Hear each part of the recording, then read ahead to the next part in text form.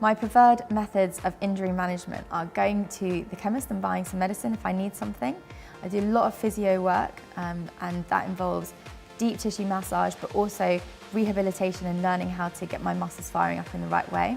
I take a lot of baths with bath salts, get some rest, get loads of sleep, drink loads of water, rehydrate my body, and just generally give myself a bit of TLC, because I think that we're so good at beasting ourselves and putting ourselves through a lot of pain, but sometimes we just need that little bit of TLC to come back on track.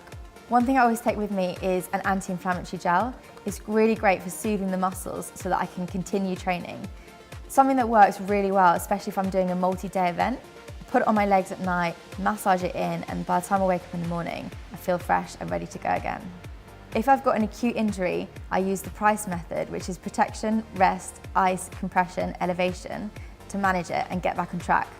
Protection, which involves protecting my body from further injury, for example, using a support or taking off my shoe if I've hurt my foot. Rest involves stopping the activity immediately that's caused the injury and resting for a period of 48 to 72 hours. Icing can have such a huge impact on recovery. I ice the affected area for 48 to 72 hours after the injury.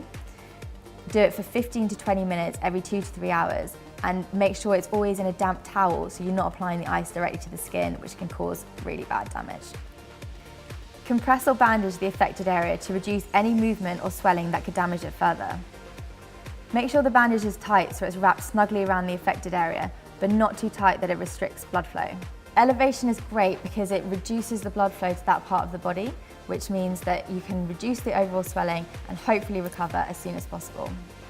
My top tip for injury prevention is to listen to your body. They're really good at giving us signs, so let's make sure we listen to them.